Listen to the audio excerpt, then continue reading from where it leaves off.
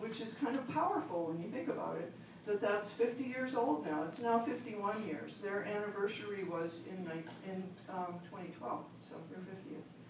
So you have now been in existence for half of the period of time that all lifelong learning institutes have been in existence. And as you go forward, your percentage is going to get bigger all the time, which is kind of cool.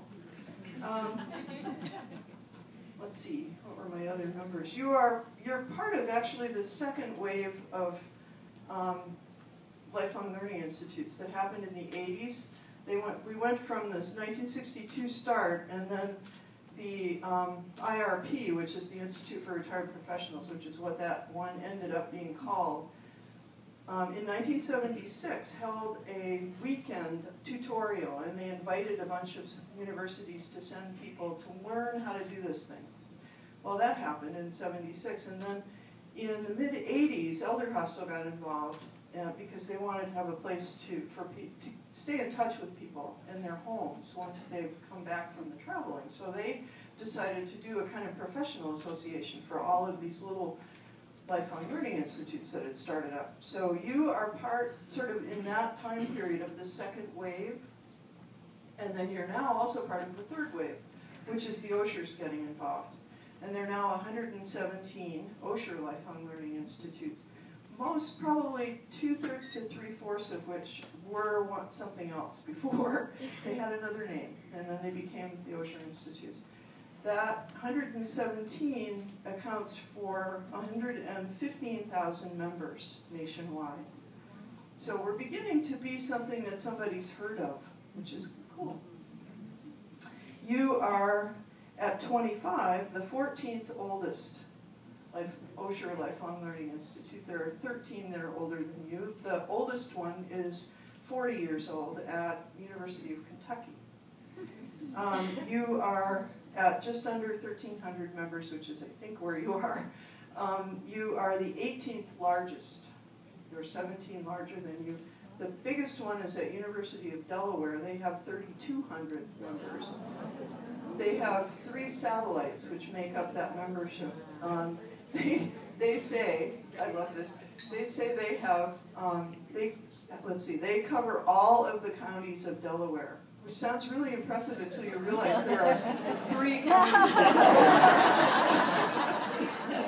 And they have a site in every county.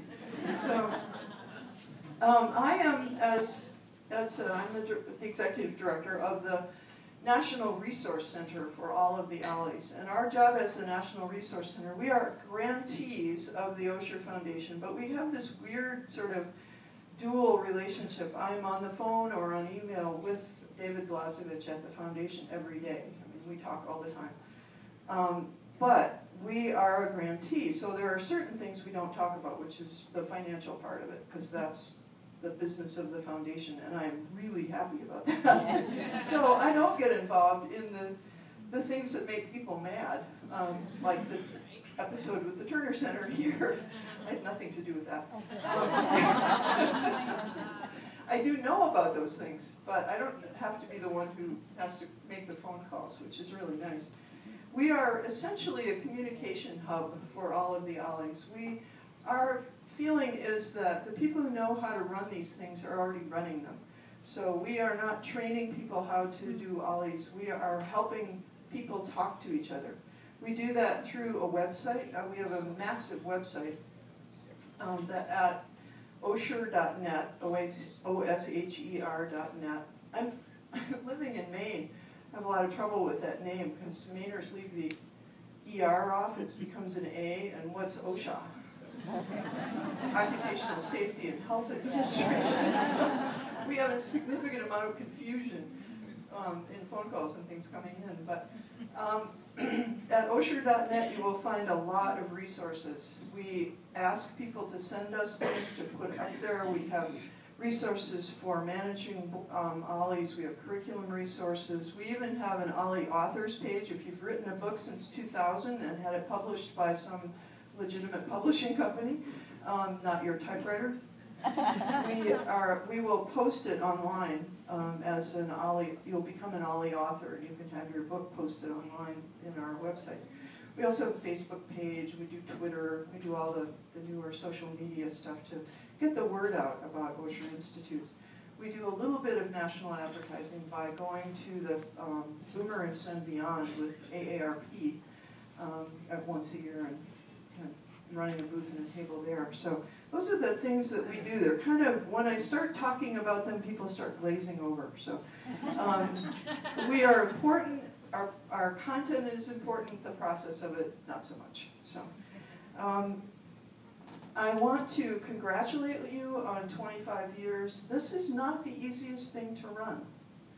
It is a combination of volunteers and staff that has to work properly.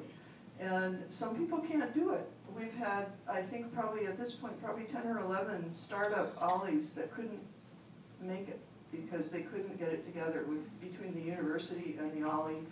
It's a hybrid organization and it's a real dance of leadership. It takes a really good person with a lot of collaborative leadership skills to be able to manage an ollie as a director. And it takes volunteers who can kind of figure out what your role is and perform that role and not try to take over the universe, which occasionally happens. So I want to congratulate you. You've done an amazing thing. The Osher Foundation is proud of you. I'm proud of you at the National Resource Center, and I hope you enjoy this wonderful luncheon because it sounds like it's going to be a great time.